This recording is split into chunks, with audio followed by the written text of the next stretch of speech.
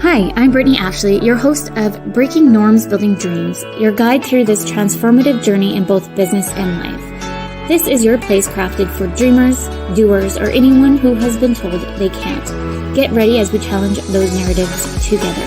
You're tuning in live to the United Public Radio Network, airing on 105.3 and 107.7 FM in New Orleans. We are streaming on all the popular platforms every Monday at 3 p.m. Eastern Standard Time. Join me for a candid and thought-provoking conversation celebrating your unique journey because you are worth it. Hello, everyone. Happy Monday. It's been some time since I've been live, so I'm already having like the jittery bugs. I'm like, oh my God, I'm live again. But happy Monday, everyone. Welcome to Breaking Norms, Building Dreams. I'm your host, Brittney Ashley, and we are broadcasting live on the United Public Radio Network and UFO Paranormal Radio Network, 105.3 and 107.7 FM in wonderful New Orleans. Get ready to escape the next hour with us as we break norms and build dreams with Jen today. I'm so excited to have you on the show. Yeah, thanks, Ashley. I know we had this set up for quite a while, so I'm excited to be here today. Yes, I'm excited for you to be here. I know everyone who are listening right now, I've had a lot of people book out until we're now into 2025 booking for the radio show.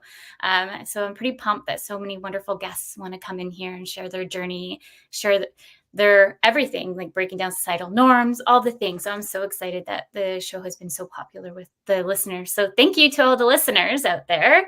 We'll do a little short bio. And Jennifer has spent over 15 years catering social media and digital marketing strategies for businesses of all sizes. She is the owner of Mountaintop Consulting and the co-founder of the Marketing Club membership, which I can't wait to dig in more about. A membership inspired to help small business owners to empower in their marketing.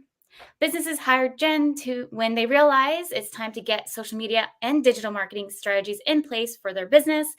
Jennifer loves to keep it real for her clients and knows how fast talking and endless social media ideas can. Well, I'm always watching you on social media. I'm like always learning from you. I'm always like, I feel like I'm Big Brother. I love it. That's what social media is about, really. Yeah, well, tell us more, because I did a little bio on you, but please share with the listeners your journey, how you started. Yeah, thank you. So as you said there, I kind of have two businesses, and we'll dive into a little bit about both of those later on the show, I'm sure. But my main business that I started over 5 years ago, I guess now, is Mountaintop Consulting. And really, Mountaintop Consulting came out of kind of a gap in the market where a lot of people are looking for a social media manager. And that was my corporate kind of background. But a lot of small business owners, when they start out, really don't have the funds for a full social media manager. So what do you do when you can't hire someone to do your social media, but you want to get better at social media, but you need some support, some direction, some help to get you started?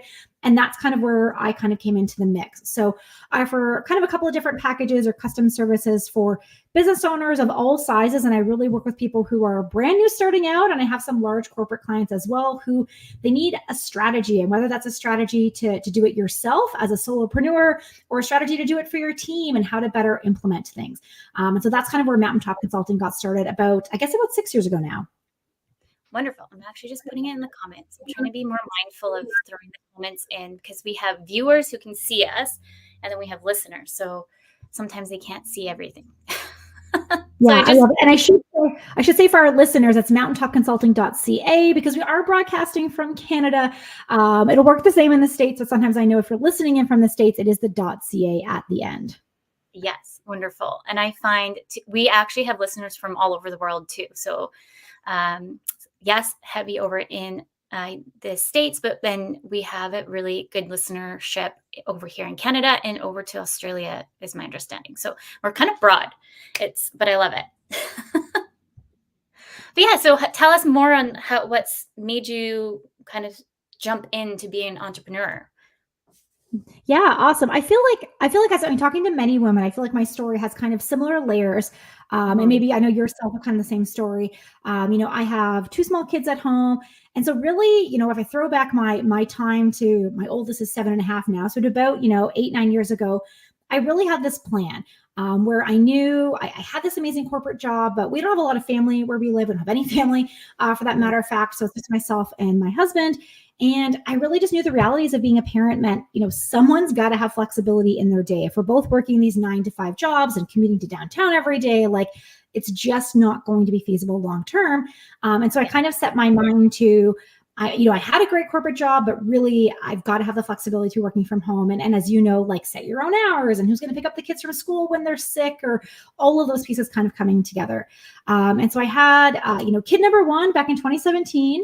Then I went back to my corporate job though, because maternity leave here in Canada, important to get that. So I had kid number one, went back to work. And then I had my second son was born in 2019 in the summer.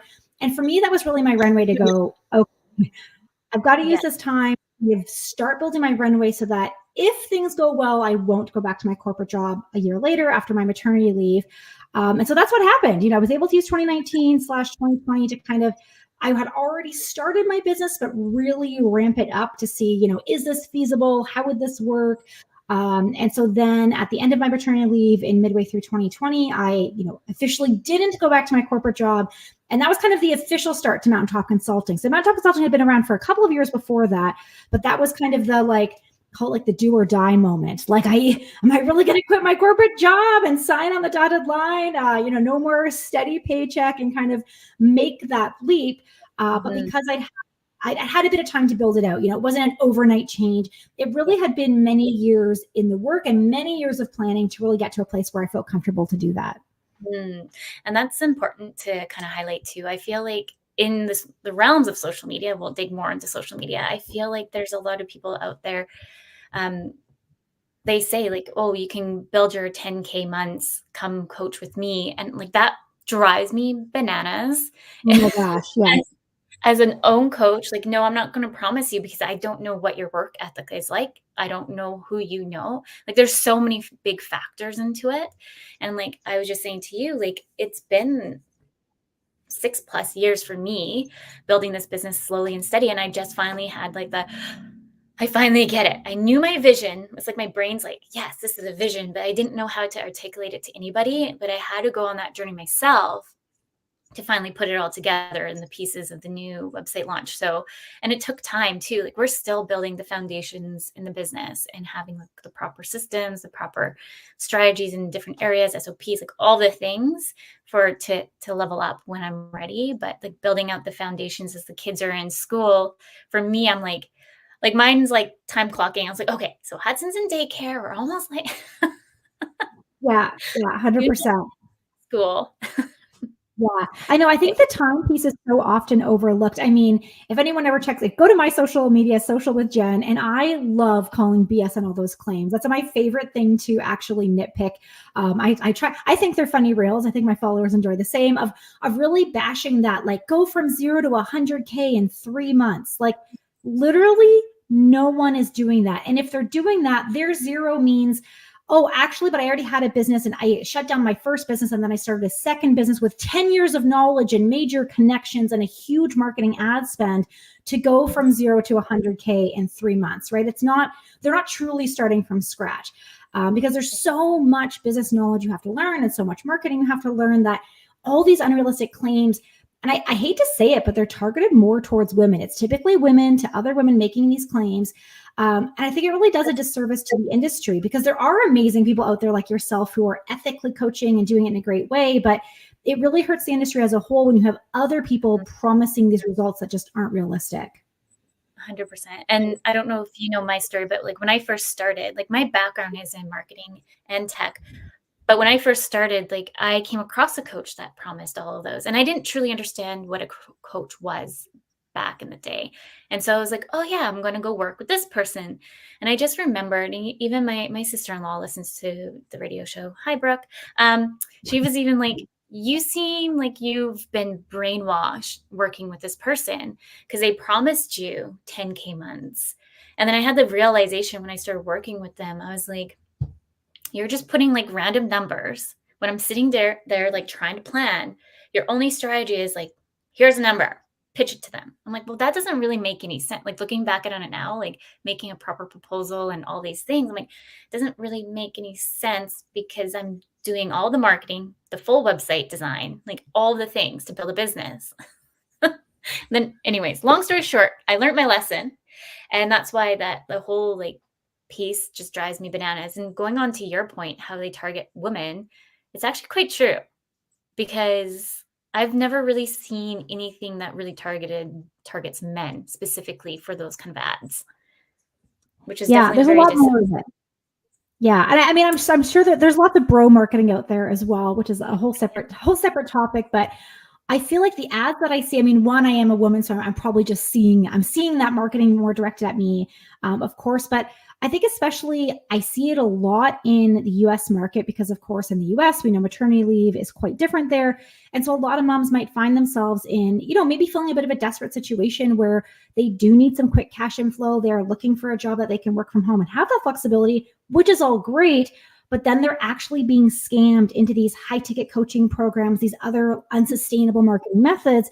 And really, they're the people who end up, in a worse position because of that, right? And then you feel more defeated and more, deflated to even try and do it on your own because you feel kind of taken in by these people who are making these false promises. The truth is, like, real business growth, it's slow and steady, and sometimes it's up and sometimes it's down and sometimes it's sideways, and you have to go, we were just talking before this, like, you have to go on that journey though to really come out the other side and be a successful business. Like, there is no shortcut. Otherwise, as I tell everybody, I'm like, if there was a shortcut, I wouldn't be working here from my kitchen. I would be retired and on the beach somewhere instead of working during the day. Exactly. It's funny because I had a conversation with somebody along the way and they're like, oh yeah, I've heard about you. Everyone seems to know you. I'm like, well, because I've been around for like 100 years, it feels like, but 6 years in business, that's a big milestone to even survive that long. 1, 2, I'm like, well, because I connect with everybody because I'm all about let's build each other up as a community, then compete. Yeah, sure, we have our competitors, but I think if you could create some kind of strategy with your competitor, I don't know. I just think we can all work together. That's my, my thought process. Yeah, 100%. Well, my kind of founding story with Brittney, another Brittney who I co-own the membership with. I mean, that was actually our origin story. And I love telling that story because back in the day when I was actually starting out my business and kind of going on this journey, I was kind of looking around at other people who were running social media businesses. And I came across Brittney Hardy's website. And honestly, my first thought was like, oh my gosh, someone else is doing social media in my city, my small town. I'll never be successful. I'm doomed. I had that, like, saying it out loud. That sounds ridiculous, right? Like another person doing what you do. But then, I don't know, fate would have it. I was just like, I'm going to send her an email. And so I did. I sent her an email and I asked her out for coffee. I was kind of doing this writing about other moms who have businesses. That was kind of like my segue to get somebody out for coffee with me. And we went out for coffee. And this person that I met was just so amazing, so generous with her time and her knowledge. And so we kept in touch, right? Because I was like, I want to start my business when, after my maternity leave. She's like, oh my gosh, keep in touch. Please reach out anytime. And I did. And she kept reciprocating. And I did. And then eventually I quit my business. I quit my job. And now, fast forward to where we are now, me and Brittney are the co-owners of a membership together, right? Like this journey that we've been on, now we own a business together, which I never could have imagined, 6 years ago when I sent this, who I thought was my competitor, like sending her an email to like try and ask her out for coffee. And now I talk to Brittney every day. We run a business together. And to your point, like we both leveled up our businesses by partnering together.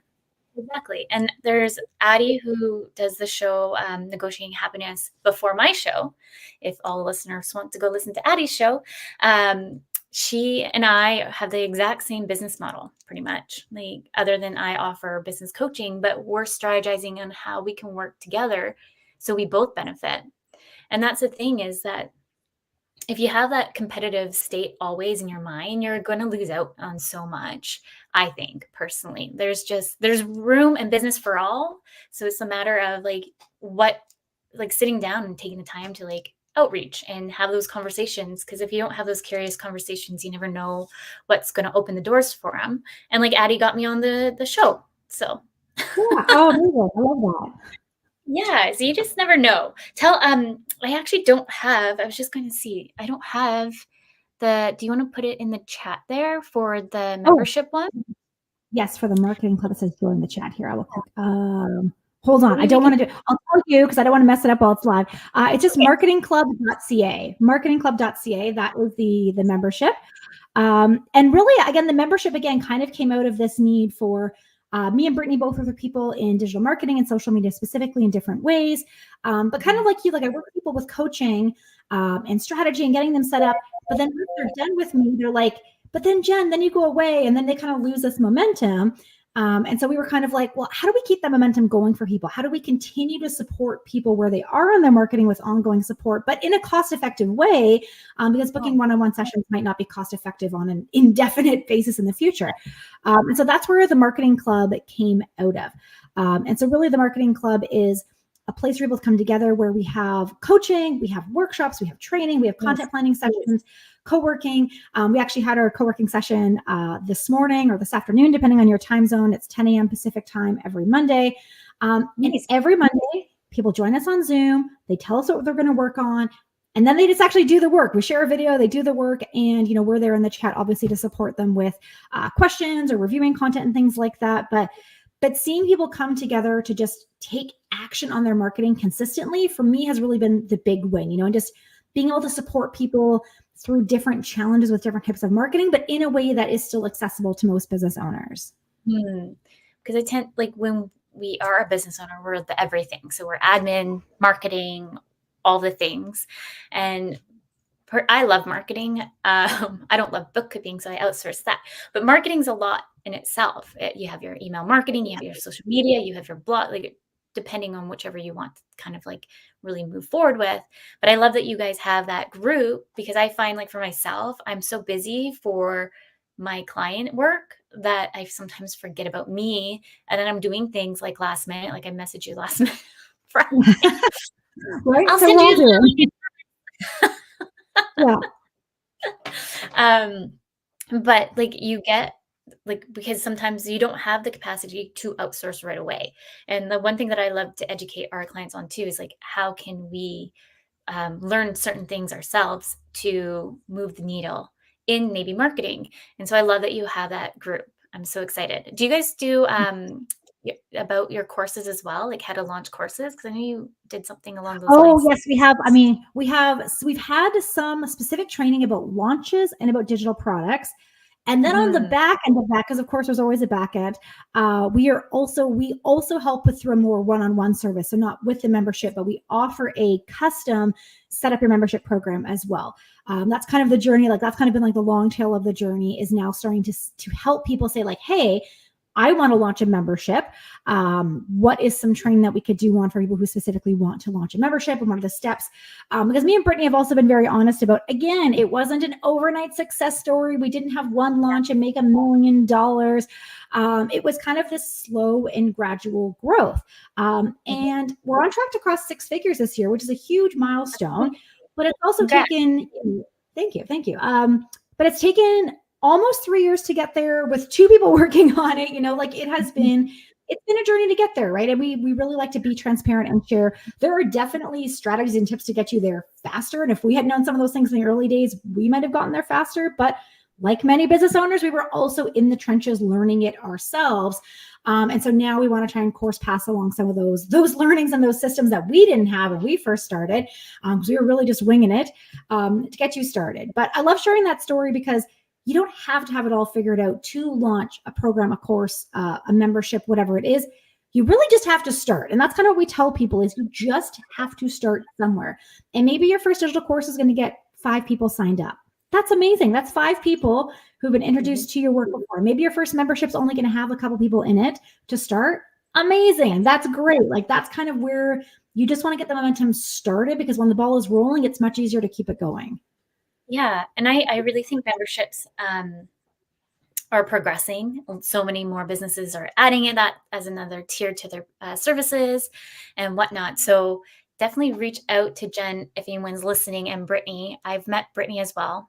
Actually, I'm like, have I even asked? I feel like I've asked Britt to come on the show. We just haven't locked in a time because it's been chaos. We all have kids. Yeah, I was I just know that saying, is a challenge. Oh my gosh. previously, because I've been pre-recording everything pretty much all of August. So this is the first live show, really. We had Michelle on, who you know, which we're doing a speaking event together, Your Brand, Your Fortune. So I'm super excited to get things back rolling in the routine per se. But as a business owner and mom, what would you say some of your biggest challenges were to kind of like fit those two different roles in? Yeah, I think like anybody, it's part of it's time, right? Like part of the reality is time, because whatever your childcare, school, setup situation is going to look like, it is just time. And then the unpredictability of it, because you can have the best of intentions of your kid being in preschool or daycare or school. And then all it takes is one call at 9 a.m. from the nurse at school saying, your kid is sick today, please come and pick them up immediately. And then they're home for a couple of days. So I think, a lot of my branding and who I work with is luckily a lot of other women, a lot of other moms. So the odd time when I have to cancel last minute because I've got a sick kid at home or I'm going to a doctor's appointment, I feel really lucky that my clients are super understanding, because they've been there too. And I've had clients cancel on me last minute because they're like, oh my gosh, my kid's home, or I've got to take them to a doctor. And I'm always like, absolutely, like, no worries. We've all been there before. So I think giving yourself some grace to realize it is okay. Life is going to happen. Like, don't beat yourself up. I remember one time, like, I was so physically ill, and I had committed to something like this, but like a webinar. And then I did it, and I looked back and I was like, I should have just canceled. Like, I was so ill, like I should have, but I was like, no, I can't cancel on people. Like, I want to be dependable. And like, I was horrifically ill for days, and somehow like tried to like pull this together as I was like actually dying on camera. So like, it's okay. You're human. You're allowed to be sick. Like, you're allowed to schedule things. So that's always the challenge, and then I think being honest with your work capacity at times too, like, when can you realistically work? How much work can you realistically take on? Because as again, there's going to be bumps in the road. I mean, we're recording this live as our school just started last week here where we are. And my son isn't even in full day kindergarten yet. We're still going through this transition. We're just coming back from holidays. So sometimes in my head, I'm like, oh, kids are back in school. I'm magically going to get like 60 hours of work in this week. And, and you're like, Jen, your task list is wrong. Like, this is not feasible for the work week that we have ahead. So cutting yourself a bit of slack about what's actually reasonable with kids. On the flip side, sometimes I do find having those hard deadlines of child pickup times, if you have school or daycare or whatever, or just, you only have a couple hours of care, use that as a driving force. Because I do find having like that hard deadline of like, I got to go school pickup at this time, can sometimes help you stay more focused too, right? Because you're like, if I can only do 3 tasks today, it's got to be these 3 tasks. Like, there is no time to fluff around. I got to get these things done, because then otherwise school is over, daycare's over, or whatever it is. So sometimes it's kind of it's both sides of it. You have less time, but then sometimes that can help you focus in because you've got such limited time.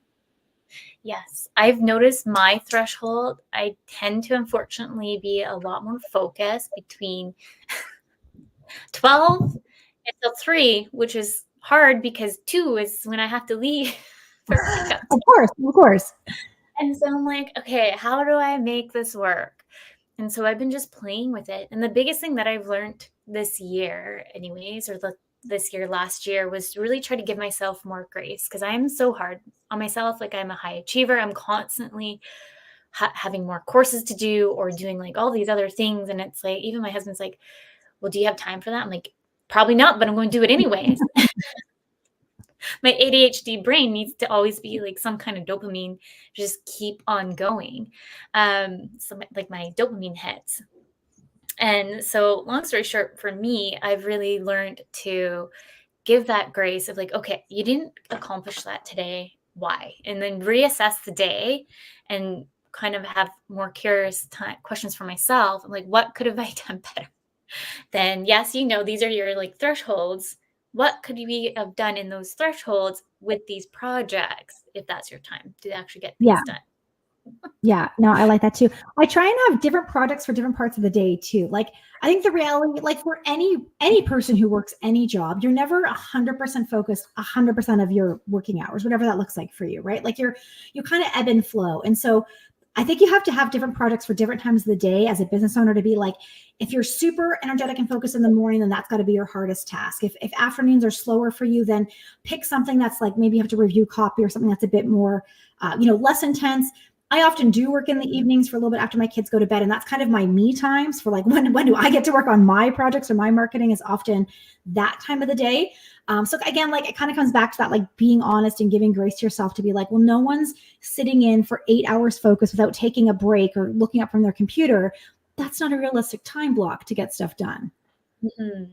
No, 100%. And I find like I'll admit it, I definitely am a workaholic. I've learned to have more breaks as I've been doing this, but it's been hard because a lot of I'm like always like, what else can I do over here? Okay, like shoveling things around, but really then I'm not being very efficient or effective sometimes. So I've learned to just what does giving grace mean like for myself and having more of those kind of moments to kind of, okay, you didn't get to bookkeeping today. Is that going to kill anything right now? Probably not, because you also have Brooke to help you. So Yeah. if things go sideways, but if it's a client project that needs to be done, then yes, focus on that.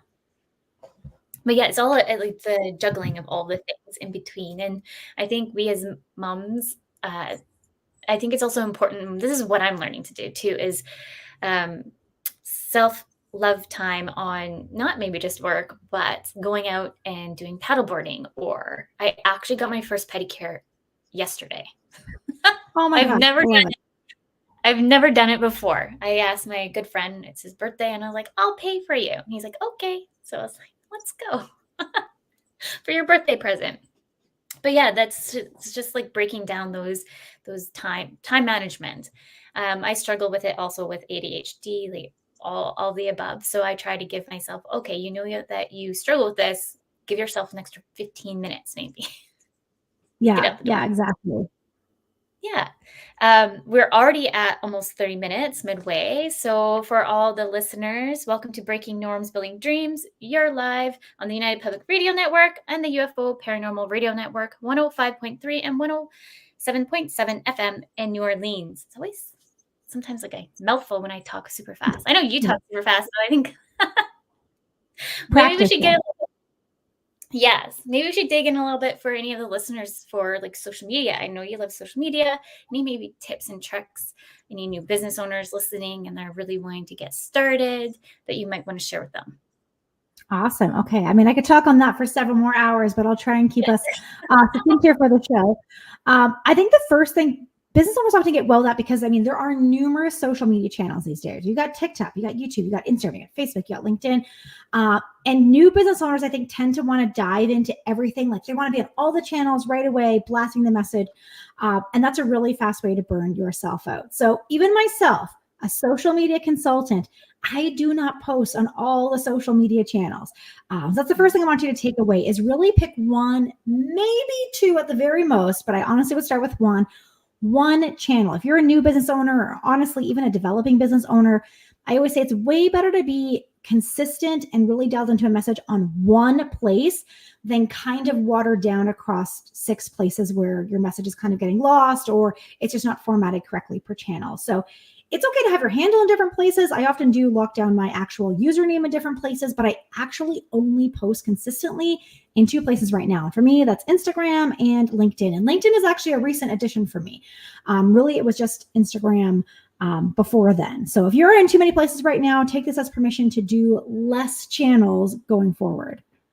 Yes. And I always suggest to clients of what you feel the most comfortable with. So I find a lot of people are like, I want to go on TikTok right now. It's like, well, why? Why do you want to be on TikTok? What's the real reason? The big why. Think about that for a minute. But then they don't like to do videos. So Yeah, exactly. I have a little makes, chart I give my clients actually, because I have the example, what channel should I be on? And I'm like, no, you're asking the wrong question.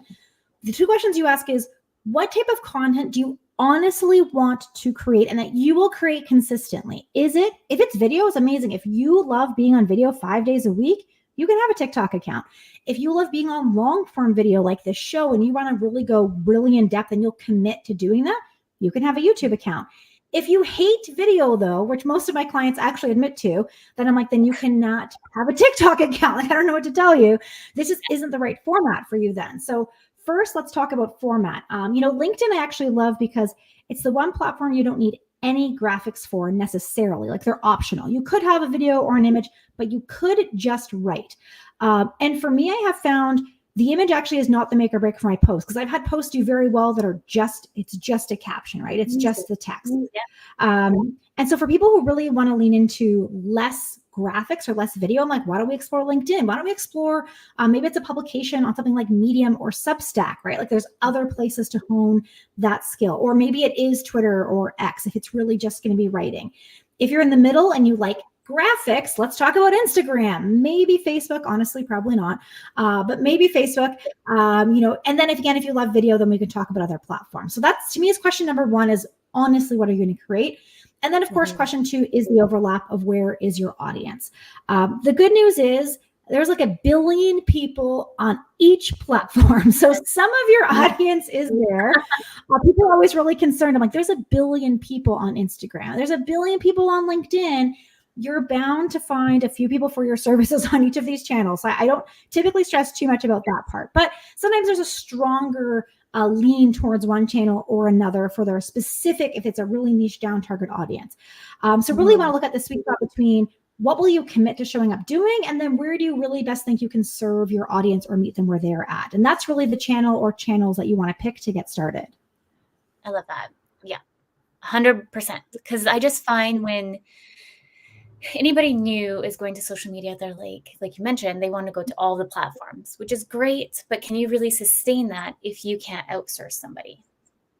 Which probably not. Like, I use what is it called? Vista Social. So it's kind of like social media management platform for anyone listening that will schedule out content. But my main target for myself is Instagram, because I love Instagram.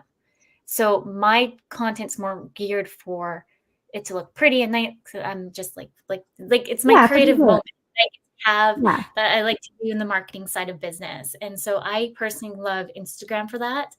The video piece I've been working on. So I did venture into TikTok, and I was like, well, I don't like it very much. And then I went back to Instagram, and like, I personally like the reels more on Instagram, because I've found like my thing, what I like to do is just sit and have like a coffee and have like something like that kind of scale. Like, I don't really like to dance for it. Yeah. It's just me. Maybe after some glasses of wine, sure. But no, I tell everybody, I'm like, video doesn't mean dancing. I think when TikTok and Reels first started, it was really this like dancing kind of trend, right?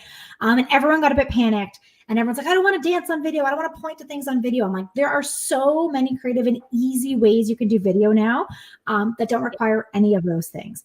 And so that's usually where I get my clients started on video, especially for those of us who, me and you, like, we work at a desk. I don't have a beautiful product to showcase on video. It's just me typing every day. But I'm like, you can create great, what I call B-roll videos, which is really just stock videos of me working at my desk, maybe on my phone. But that's the type of content that you can start with. It doesn't require you talking on camera. It requires no dancing or coordination ability. So start with video that's going to be the easiest to create, right? Like, give yourself kind of the grace, kind of going back to that about like, what's a super easy video I can create? And it might be you working at your desk with some text over top. Boom, reel, done for the day. I feel like people with video content often want to overcreate it. And so when I work with my clients, I have to have them like disassociate the like, make the simple videos in a batch, and then we'll plan out the content, go over top of them. Like, we don't need a video production, schedule to make an 8-second reel. We really have to just bring it back down to its basic elements. I love that. And like, if you want to progress more with social media, then you can learn more with Jen and Britt, and all the things. Like, I find like everyone just gets so overwhelmed when you're starting your business, because you do have a lot to do. But social media doesn't have to be scary, is the one thing I like to remind everyone. It's just a matter of finding the one that you feel comfortable in. Two, let's just start. I find so many people seem to like Instagram. I don't know if you relate to that. Instagram and LinkedIn. Instagram is still kind of, it's definitely my main channel. I have veered more into LinkedIn recently because, again, I'm trying to just expand beyond my own channel. It's always good to have a backup channel. I think Instagram, for most target demographics, especially if you're a women's service provider, Instagram is still kind of that main bread and butter, I kind of want to say. And to be honest, I actually think Instagram, Instagram used to be this very like perfect aesthetic before. And if you love a perfect aesthetic, by all means, go for it. Like if that's your creative outlet, I love that for you. But I actually think I really like that Instagram, especially with when reels have really come in. It's actually gotten a lot more basic, I feel like, in terms of like people aren't obsessing about the perfect quality of picture and video going out. It feels a lot more casual and a lot more conversational, which if you're a new business owner starting out, like that's great news. It means everything doesn't have to be perfect and your grid doesn't have to be perfectly aligned for your Instagram to work for you. Exactly. I'm just like OCD over here, everyone listening, why mine needs to be a certain way. It's a little polished. That's okay. If you like it, you do it, But I like that point that you shared with everyone, because it doesn't have to be perfect. I just struggle with the perfectionist a little bit in that piece. So that's why I like to do it that way. But so anyone listening, no pressure. Like I'm not, they go to my feed and they're like, oh my goodness. And it still needs, for me, I'm like, it still needs work. Don't judge it. Yeah, but no, those we're are always really great. Sorry, go ahead. Oh, I was going to lead into hashtags. Maybe you can share some, because that seems to be a hot topic. I know people want hashtags to be a thing, but I'm kind of like, hashtags aren't really a thing anymore. Back in the early days, hashtags might have brought you a lot of traffic, but today I'm like, think of the hashtags being like a little extra cherry on top, as in the content itself has to be really good first, or at least, be leaning that way first. And then the right hashtags will help get you a little bit extra reach. But hashtags are not the, like, you can't just make mediocre content, slap some hashtags on it and go viral. That's not how hashtags work. The only time hashtags seem to have really any even noticeable effect is really around trending themes, trending events. If there's like a timely meme that's happening or something like that, and your content's related to it, right? You can't just like take a timely meme hashtag and have a totally different piece of content that isn't related to the meme or to the trend. And really, those things have to be on point. So I always like to say, don't even worry about hashtags to start. Like, again, it all comes down to the content and really dialing in your content and your messaging first, and then think about hashtags being an extra thing you can put on after. Yeah. I know we don't really say, a lot of people think of this as content pillars, but I don't like to say really content pillars. I don't know. What do you use? I do use content pillars still. It depends on what I'm talking about. Content pillars helps people. I think it feels visual. I can visualize pillars. I think that's why. Yeah. I feel like everyone keeps switching the names on everything too. And really at the end of the day, it's all about really understanding your message, like you're saying, and making sure that we're like really clear on what you're offering. Because like we were just having this chat before, like I just did my whole rebrand refresh. The thing is, my brain knew what I wanted to do, but I couldn't articulate it well, or was still struggling with my messaging because I was doing my own journey of figuring it out. And finally, I'm gonna feel like this year was like, okay, everything has come together. Okay, I understand where I'm going with this.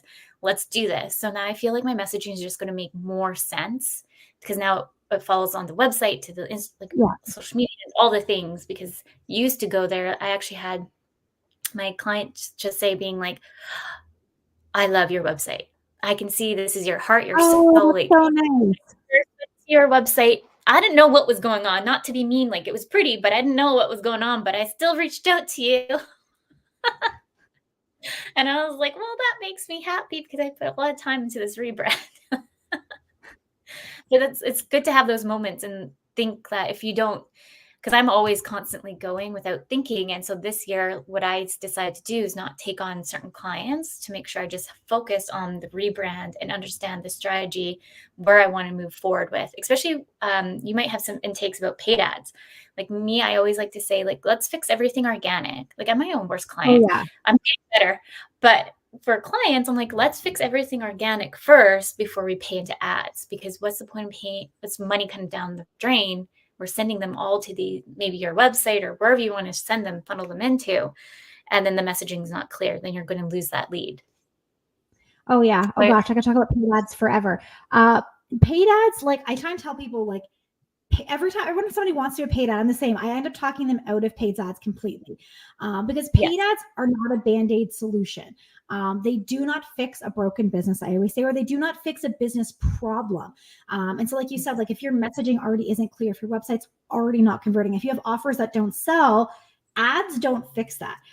What ads do is you take something that already works really well organically, and then it leverages that. But if something I'm like, but if you can't sell this product or this course or this mastermind, if you can't sell it organically without ads, you definitely cannot sell it with ads, right? It just doesn't work that way. Because you're the people who are in, let's say, your followers, your email subscribers, that's already a warm audience. And if the messaging's not converting your warm audience, it's not going to convert a cold audience on Facebook. That is a much, much harder objective. So yes, I always tell people to let's back it up 3 steps and let's go back to what's not working in your business, your messaging, your social media, whatever it is. Let's fix that. Like you said, let's clean that up so we're really clear and confident. Make sure that the offer is even the right offer to the right people. And then if it is, then we can go back and talk about ads. But let's make sure we kind of ticked all the boxes first before we kind of waste our money on Facebook ads. Yes. Or Google. Or Google. Yeah.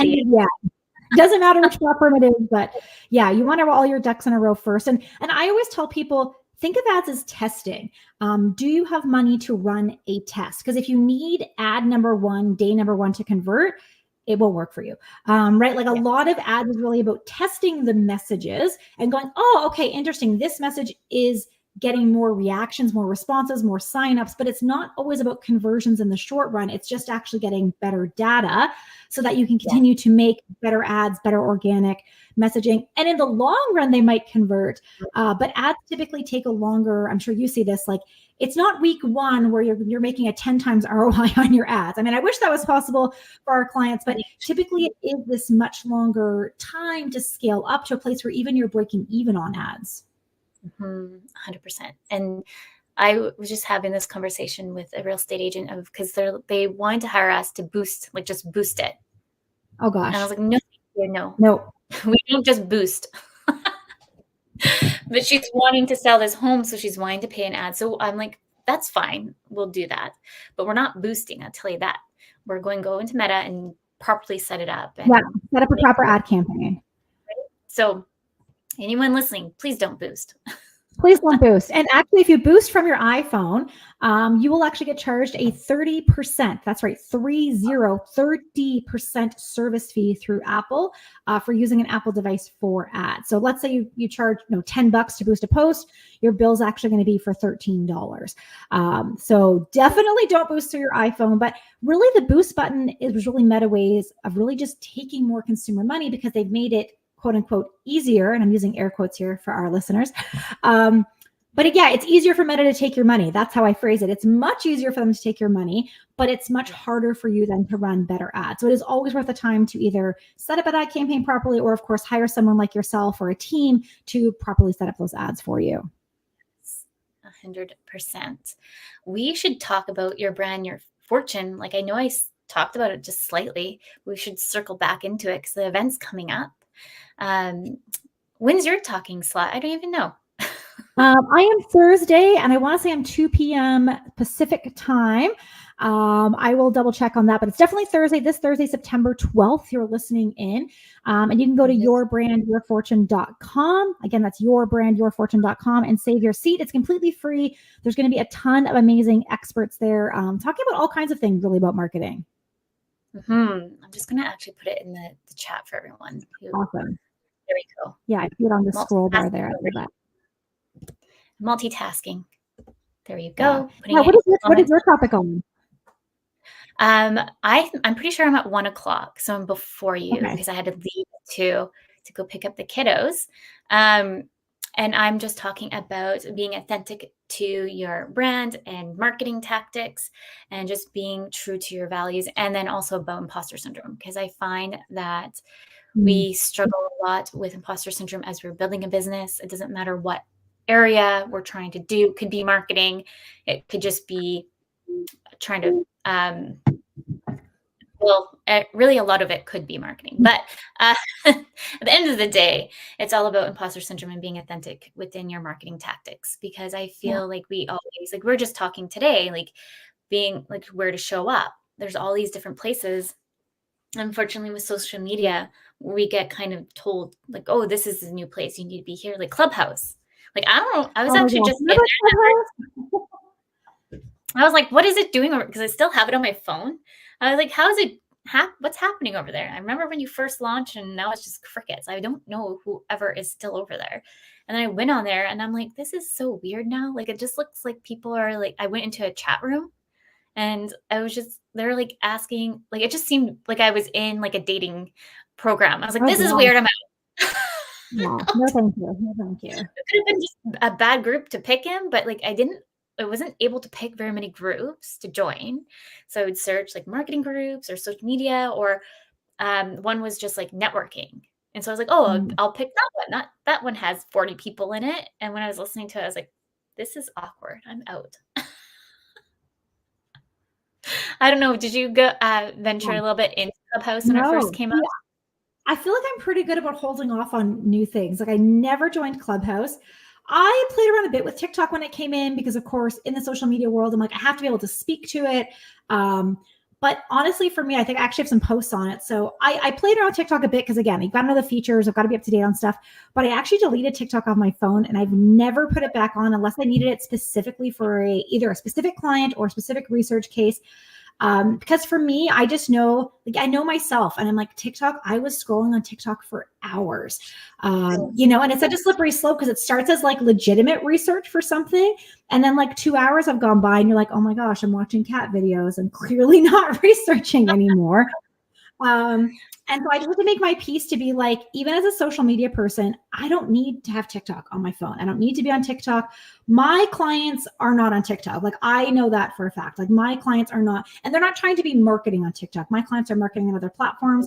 And there are other people who can be the TikTok expert. I can speak to it. I understand the strategy behind it, but I don't need to be on it. So no, even TikTok, I had to do my piece and just be like, I can't do it because I'm not responsible enough to just not scroll on my phone. I That's so funny. I've, like, spent hours, it feels like sometimes. But I find, like, with TikTok, everyone seems to want to be more viral. So it's just like, I wanna create a video, and I need it to go viral. Like, other than just, like, yes, on Instagram and all that, but I feel with TikTok, when it came out, I felt like that seemed to be, like, more the premise of TikTok, like, "Let me do this video, I hope it goes viral." Yeah, a lot of virality. And on TikTok, you have the biggest chance of quote unquote going viral. But I always say, like, viral doesn't necessarily mean sales, right? Like, virality and sales are not correlated at all. And often going viral, there's a lot of negative sides about going viral that can happen. Like, you can go viral in like the wrong market of people. Now you have a whole bunch of new followers who are not your target audience at all, who will therefore crush your stats kind of going forward because they're never going to engage with your content again. And also, once you kind of create that viral high once, it's really hard to repeat it. You kind of get addicted to creating maybe this watered down, crappy content because like, we had to recreate that viral video every day, 5 days a week. And it's not what ends up attracting the right people, the right followers, and not people who actually want to work with you or hire you. So in the long run, you've got this account that's got these viral followers on it, but at the end of the day, I'm like, followers don't pay your bills. What you need are actually clients who authentically are connected with you. So garden fowl can be fun, but it's not necessarily going to be an overnight success story. I love that. I feel like we get kind of like, when you see a video go live, you're like, "Ah, it's doing things." Like, I remember I did a post for, she no longer has her business, but it was like athletic wear, and we did a post, and she texted me being like, "It's going viral." I'm like, "I didn't do anything different. Like, I don't understand how this thing is blowing up." We had like 500 likes, and I was like, "I'm just so confused." I haven't changed anything else. Mm. But yeah, Yeah. and the thing is, and then I find sometimes they get glued onto that, and it's like, well, no, like, we want to be bringing in the authentic people who want to know you, your product, and or service, because they're more likely to convert, like you were just saying, because you want to work with those who are authentically drawn to your messaging, not just like crazy content that maybe just went viral that one day. Yeah, exactly. But on viral notes, Your Brand, Your Fortune is September 12th, which is crazy. And it's free for anyone to come in and listen. Just sign up. It's just, if anyone listening, yourbrandyourfortune.com. Amazing speakers all lined up throughout the day. I don't actually have the roster of who's coming in, but you and I are in there, and Marianne. Yeah, they were there. So no, I'm excited. I do a lot of speaking events, both in person and online. So I'm always looking for great, whether they're online summits or kind of like marketing conferences like that. To speak out. It kind of ties into with the membership. Like I just love being able to bring people together in a place to share some wisdom, some knowledge, or some insights, much like this wonderful show you have right here. I just want to show, because I know you have a free content calendar for anybody listening. Maybe you want to chat about this content calendar, because I know that they are amazing. Yeah, awesome. Thank you. This is my free lead magnet. It is a content calendar for 2024 / 2025.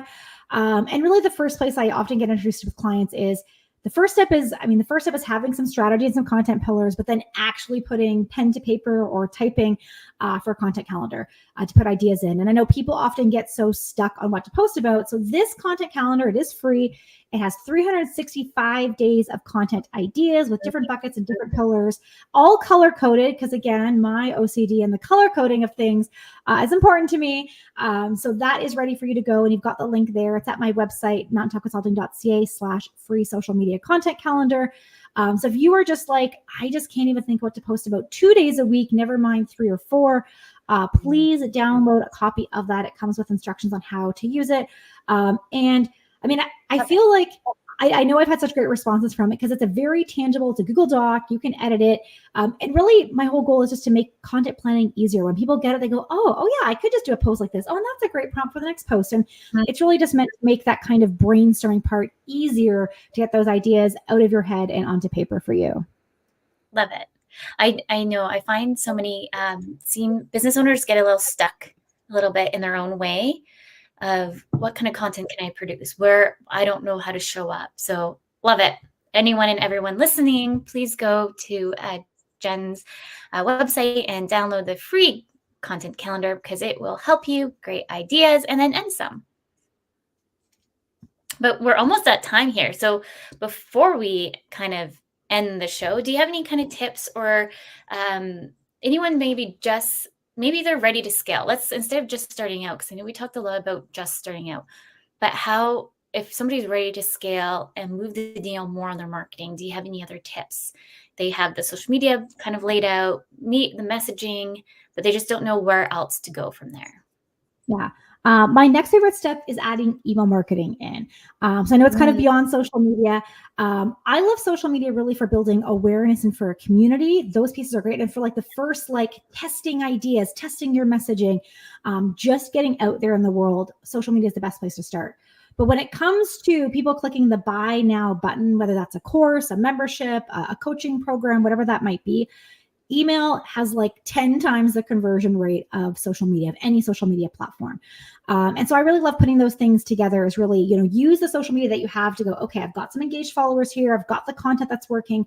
How can I now dovetail that into email marketing?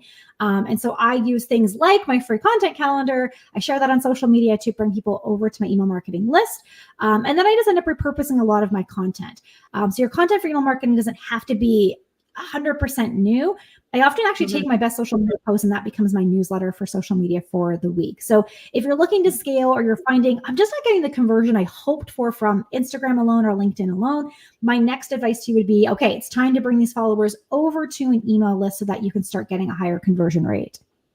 Yes, I love that. And I find, like, for me anyways, I'm so like, let's get your email marketing going. Let's do this, let's do that. But like for me, like even there's just the year, I'm like, okay, you have to focus back on my email marketing. I put it kind of in the back burner a little bit. And that's something, if you think about it, when Meta ever goes down, because it tends to go down at least once a year, we have to. Where else can we talk to our people? And having email marketing is such a good way. LinkedIn seems to be pretty with it and has not, knock on wood, gone down, but it's just nice to have the email marketing, because like you're saying, the conversions there, they've already seen you, heard you, they're already bought in. So you're just having that extra touch points as well. So I love that. Yeah, no, email marketing all the way for conversion. I think when we read email too, sometimes it's different. Like, oh, Instagram, we're on our phone, it's kind of fleeting. We might see the post and go, oh, I like that, or I might sign up for that later. But then when you get the email in your inbox, especially if you are a desk worker, let's call it, and I'm reading my email on my desktop. So I'm much more likely to sign up for a workshop or a webinar because I'm on my desktop and I'm just like in a better state of place to sign up for things. So don't discount email marketing. As much as the other platforms have changed, TikTok's changed and Instagram's changed and LinkedIn's rolling out a new video feed. Email marketing has not changed in like 20 years, which is actually kind of the nice part of email marketing. There are maybe other strategies to grow your email list now, but the actual, like the fundamentals of email marketing have remained largely unchanged. Yes, it's very true. So don't forget about email marketing, everyone. Terry just said, very educational. Thank you. Thank you, Terry, for listening today. And we're already almost pretty much at time. So anybody coming in next week, we're going to be live again. I have yet to announce who's coming in because I'm just still waiting on the guest confirmation, or else I would be telling you who's coming in. So it's a big secret. So with everybody listening, thank you so much for coming in to Breaking Norms, Building Dreams. A big thank you to the United Public Radio Network and UFO Paranormal Radio Network and all the listeners. And a big thank you to Jen for coming in today. With that, everyone, remember your journey is unique and your worth is unquestionable. Thank you.